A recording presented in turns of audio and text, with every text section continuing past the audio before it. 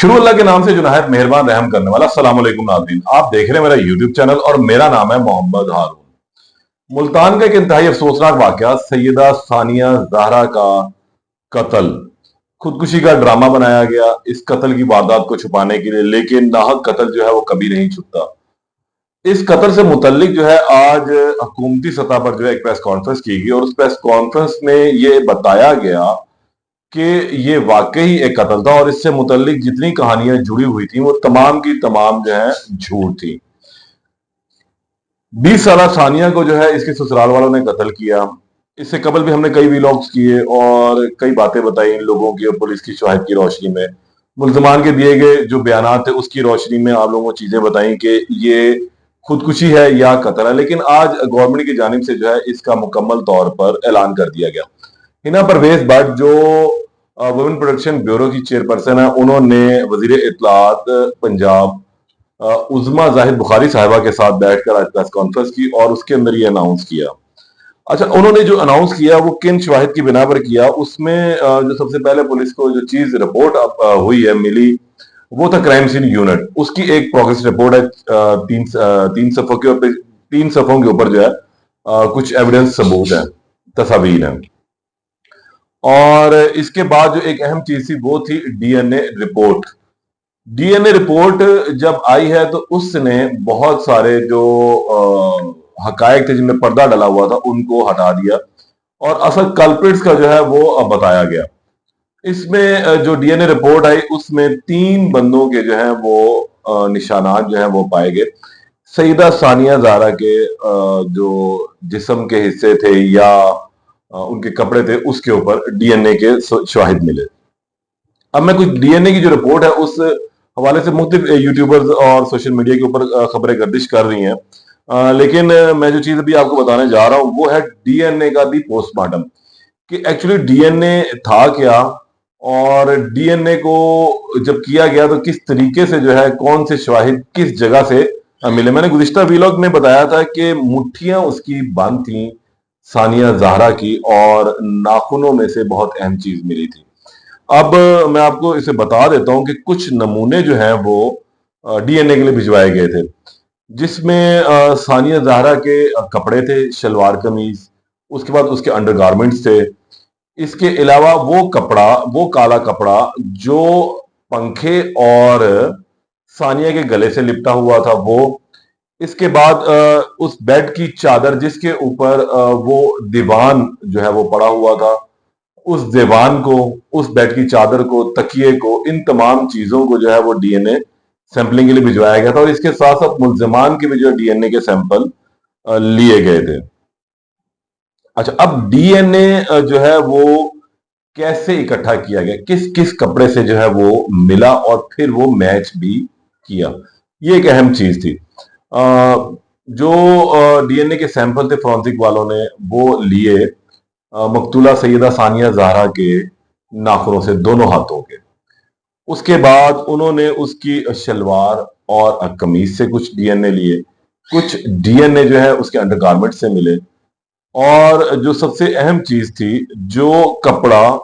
जिसकी गिरा लगी हुई थी सानिया के गर्दन के ऊपर, वहां से डीएनए जो है वो लिया गया, वो काले रंग का कपड़ा था। इसके अलावा कुछ स्टेन्स जो थे वो अंडरगारमेंट्स पर थे, वहां से डीएनए लिए गए। और इसके अलावा जो सलार और हुसैन जो सईदा सानिया ज़हरा के मकतूला के मासूम बच्चे थे उनके डीएनए लिए गए और फिर मजीद 13 अफराद के डीएनए लिए गए जिसमें इनके सास ससुर, घर के तमाम मुलाजमीन शामिल थे। ये डीएनए की रिपोर्ट जो है वो के लिए भिजवाए गए और फिर जो डीएनए की रिपोर्ट आई उसने तहलका के दिन इंकशाफात की और वो ये थे कि डीएनए जो है वो मैच किया सईदा सानिया ज़हरा की सास अजरा परवीन साहिबा का और इनकी जो नंद है कंवल का। लेकिन इसमें मैं आपको बताता चलूं कि जो कंवल का डीएनए है वो बहुत ही रेयर उस पर मैच हुआ और उसकी इतनी क्वांटिटी नहीं थी कि वो एज ए कंट्रीब्यूटर जो है उसको इस केस में लिया जाता। लेकिन जो 2 बंदे थे उनके डीएनए बहुत ज्यादा मैच हुए इन तमाम जो है वो नमूनों के जो भिजवाए गए थे उन पर। वो थे सैयद अली रजा बुखारी यानी कि मकतूला का शौहर और मकतूला का डीएनए और मकतूला की सास का डीएनए, ये मैच किए। 2.4 बिलियंस और का जो मैच हुआ वो हुआ 2 पॉइंट समथिंग पे। और इसी तरह फिर एक और जो डीएनए लिया गया वो 1.6 था और समथिंग उसका जो डीएनए वहां से मिला। इन शवाहिद की रोशनी में जो है आज हुकूमत ने डिक्लेयर किया कि ये एक कत्ल है, क्योंकि जो मिलने वाला डीएनए उससे बात साबित हो गई कि नेक के ऊपर जो गिरा लगी हुई थी वहां से वो डीएनए ने वो जो डीएनए पिक हुआ वो, और फिर सीलिंग फैन के ऊपर जो लगा हुआ डीएनए था वो, ये तमाम मैच कर गए। और ये मैच किए सईदा सानिया ज़हरा की सास और शोहर के डीएनए से। अच्छा, अब मैं आपको एक और अहम चीज इसके अंदर बताता चलूं कि जिस वक्त ये वकूआ होता है तो उस पर पुलिस ने अपनी जो है एक रिपोर्ट मुरतब की। क्राइम सीन यूनिट सीएसयू जो है वो मौके पर गया और उसने रिपोर्ट मुरतब की। उस हवाले से भी मैं आपको कुछ बताता चलूं कि ये 6 सफहात पर मुश्तमिल रिपोर्ट है और क्राइम सीन यूनिट ने ये रिपोर्ट जो है मुरतब की है। इस रिपोर्ट के मुताबिक सुबह 9 जुलाई को 9:30 बजे एक कॉल जो है 15 के ऊपर मौसूल हुई और जिसके बाद वहां क्राइम सीन यूनिट ने जो है वो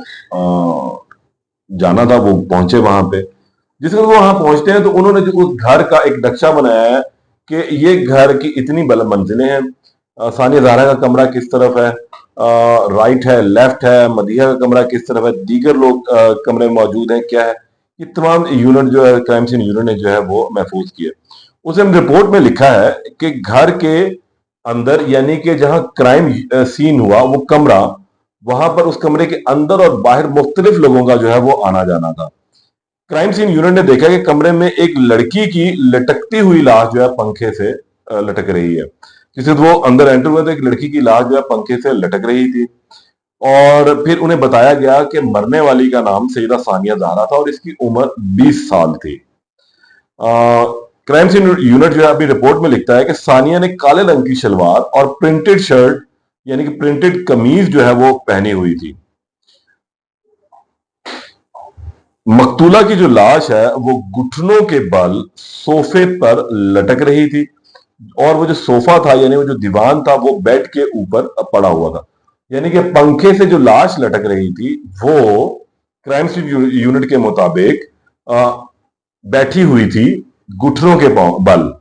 और पंखे से लटक रही थी।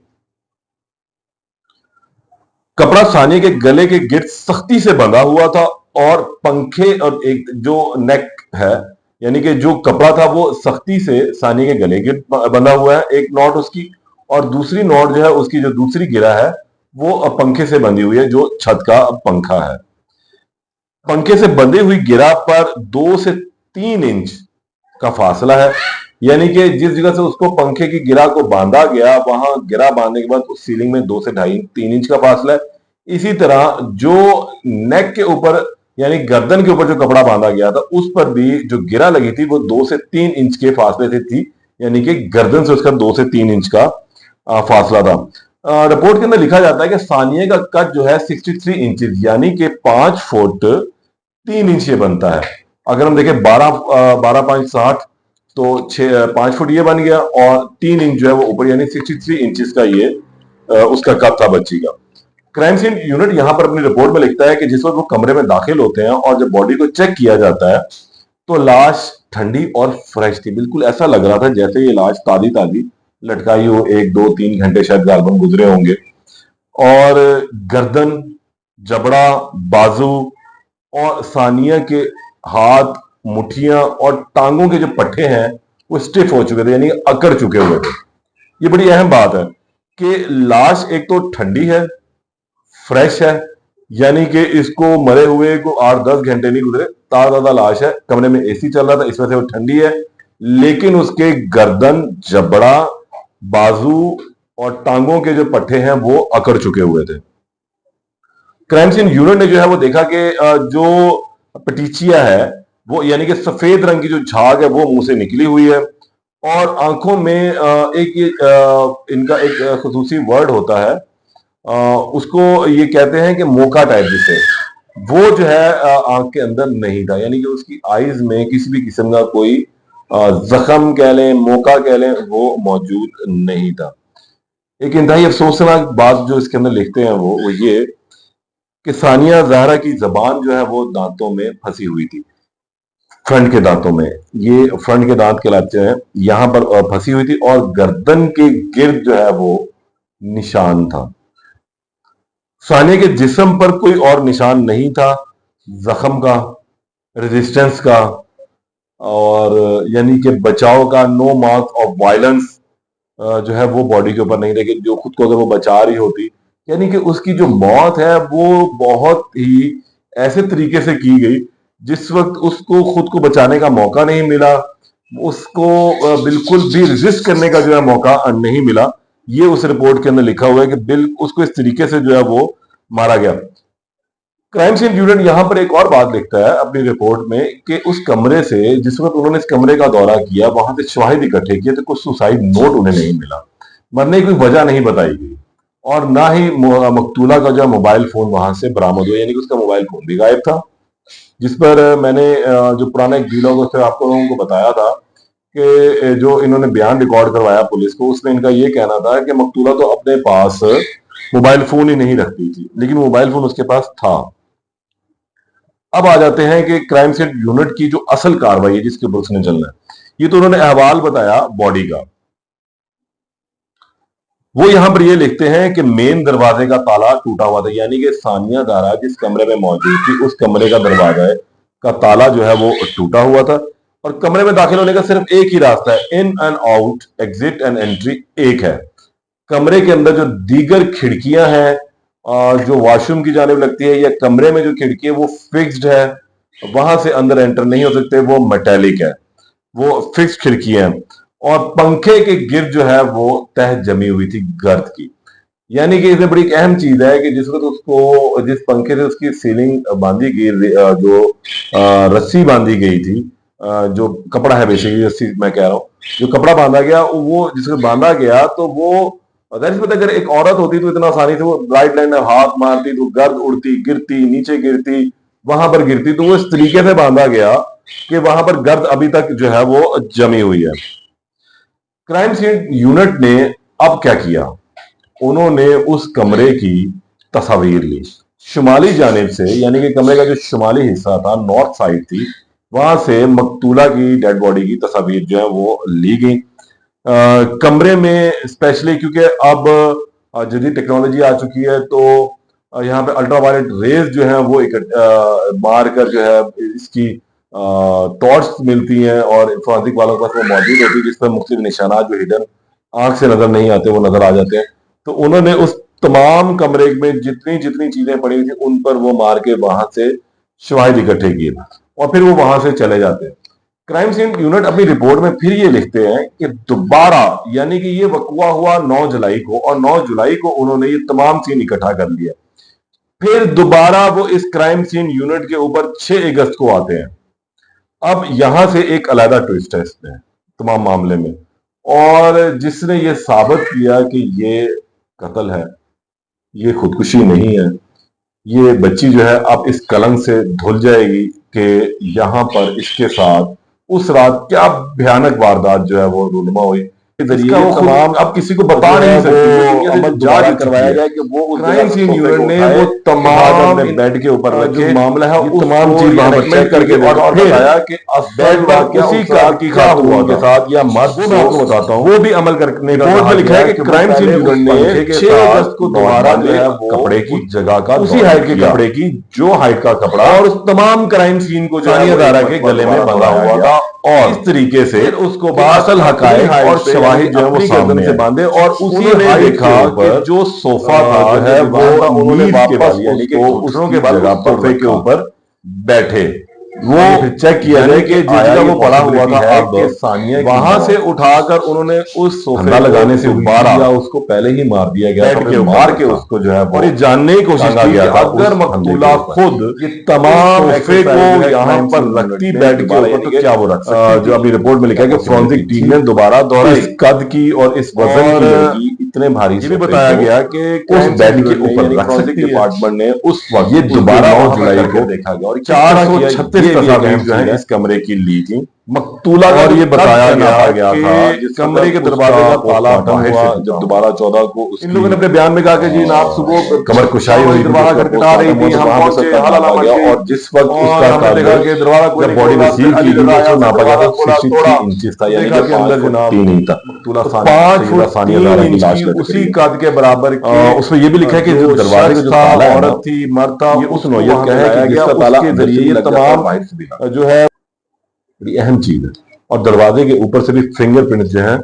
वो लिए गए और कुछ फिंगरप्रिंट्स मिटाने की कोशिश भी जो है वो की गई। उन्होंने दरवाजा का ताला लगा हुआ था, अब वो अंदर से लगा था या बाहर से, ये तो मैं कहना अब कबल वक्त है, लेकिन उसको तोड़ा गया था। उस दरवाजे में एक खसूसियत थी